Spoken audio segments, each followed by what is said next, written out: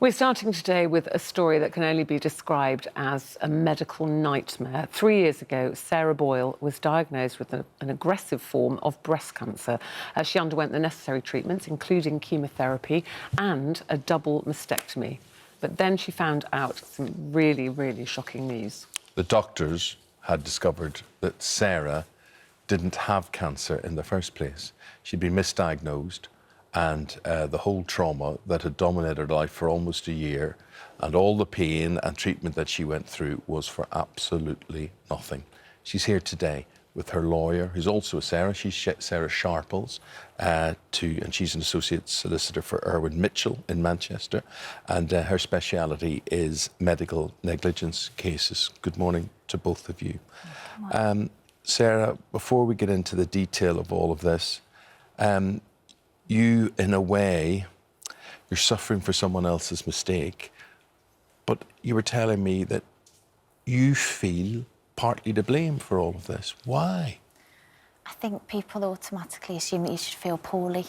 So because I didn't feel poorly, I'm very much kind of feeling guilty that I should have known. And a lot of your friends and your greater family circle will be finding out for the first time that this misdiagnosis happened to you. Why did you feel that you couldn't or wouldn't tell them? It's just, I don't know. I think another massive part for me is the people, my friends, who have still got cancer. And how could I possibly feel guilty for not having cancer? How could I feel sorry for myself when I didn't have cancer? So she has, Sarah, this sort of guilt as well. I mean, it's very, very complicated, the effects of all of this. Absolutely, absolutely. And it's something that we've discussed quite a few times, isn't it, Sarah, in terms of Sarah struggles because she found it very difficult to comprehend the fact that she never had cancer. Yeah. And in fact, you're very much going through that process as if she did have cancer. She went through all the treatment that a normal cancer patient would have. So you find it really, really difficult to accept that actually she never had cancer. It's mind-blowing to get that news, everything you went through. But why, Sarah, did you go to the doctor in the first place? Did you feel a lump in your breast or something? Yeah, I had a lump since 2012, which I'd had checked several times. And it was told every time, this is benign, it's nothing to worry about. But because I was breastfeeding and Ted wouldn't feed on that side, they said, we'll just go on the fast-track 2-week pathway to the breast screening. So it was just normal. It's what had happened before. I wasn't too worried. So when you went for the breast screening, you weren't too worried. Then they said, actually, maybe we should do a biopsy. Yeah, so... And did they say why at that point? The biopsy looked a little bit tricky. Even just to look at on screen, the gentleman scanning me, he wasn't quite sure. He just said, and I said to him then, I said, do you think it's cancer? And he said, I don't know. So when were you told, and where were you, who were you with when they said it was? So I was with my husband, and my sister had my little baby. He was only just 7 months old at the time. Teddy. Yeah, Ted.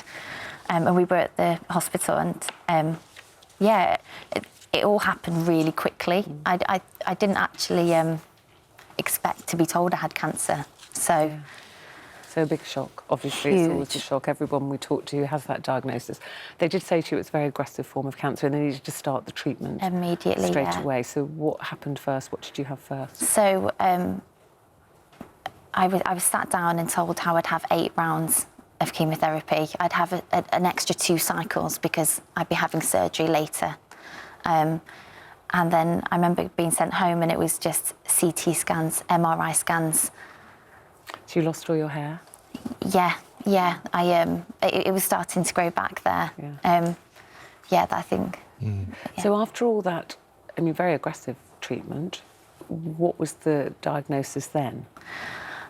It hadn't shrunk at all. And so I remember my oncologist explaining to me that they'd have expected it to shrink or when not you be say there. it, because you discovered later you didn't have cancer, so what were they looking at? Saying, oh, it so hasn't I always shrunk. get this mixed up. It was called... So it was a benign lump, in effect. So the lump remained after the treatment, which is why they then went back and... So then they were saying, it's not working. Yeah, and then they were kind of a bit concerned. I remember sitting in front of my oncologist and she said, look, Sarah, you know, I'm not going to lie, I would have expected this to have at least shrunk by half.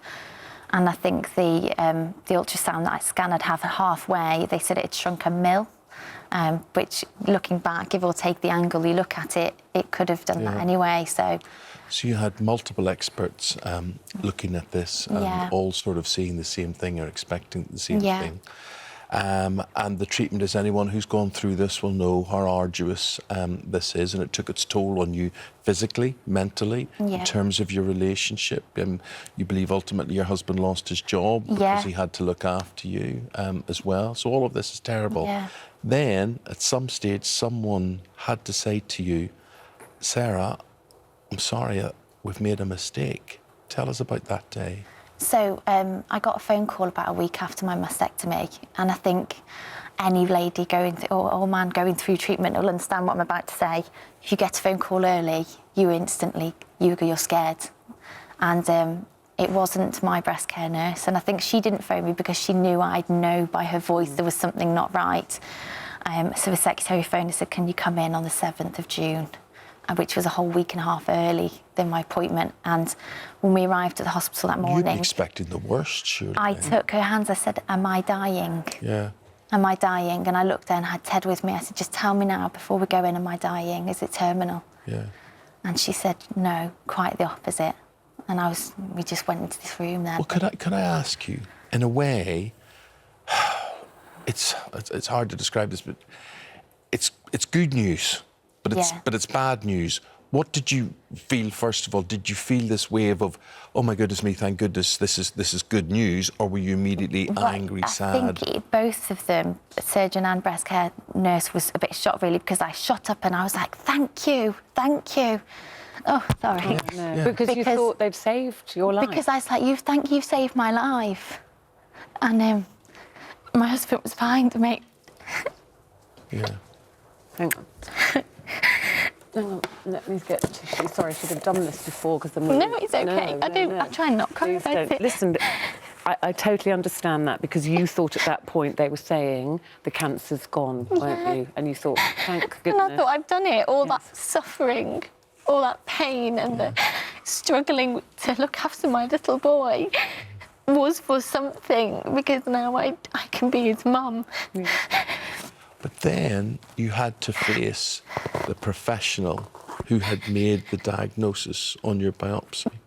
Now, that must have been really difficult. And this person, they had to apologise, they voluntarily apologised to you. Did you accept that apology? I just wrapped my arms around her and I said, it's okay. Because I instantly knew how awful she must feel. And, you know, I know that she's got children, and I thought if that was my mum, I wouldn't want her to feel awful or sad, because over the months and the year, I learned that you can't hold on to that. But unfortunately for me, I'm just struggling a bit to just Well, you must recover. just struggle to process it all. I mean, it's... Well, Sarah Sharples, you're the time person that has to process it all now. And we've got this terrible dichotomy where, you know, Sarah Boyle is alive, she's happy to be alive, but she's went through this torturous treatment because of an error. And the hospital, the Royal Stoke University Hospital, they've made a mistake. They hold their hands up and they say they've made a mistake. Where do you go from here? What is your role now from here on in? So we're looking at how Sarah is at the moment and how she might be in the future. We need to investigate how all that treatment is going to affect her for the rest of her life. She's very, very young, 25 years old when she started the treatment. So we really need to be looking at all of that. But what's really important for Sarah is that a lesson has learnt from all of this, from everything she's been through, to make sure that this sort of very simple error doesn't happen to anybody else again. And it's important to learn that lesson and share it. Yeah, well, Royal Stoke Hospital, University Hospital, they're saying ultimately the misreporting of the biopsy was a human error.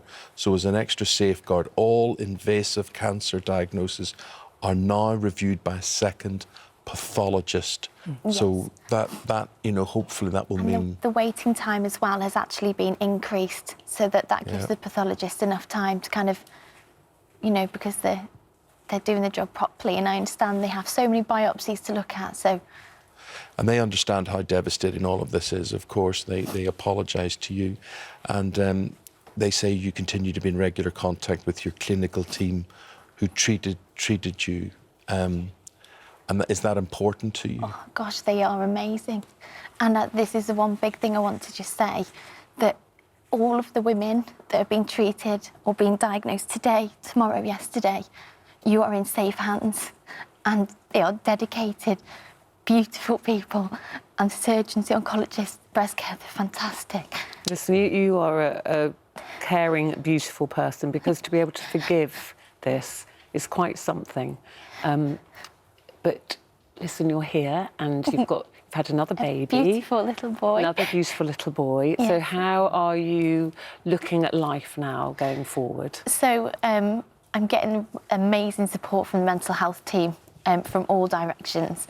And to be honest, I'm just taking every day as it comes. You know, I'm really lucky. I'm lucky. I know I'm lucky.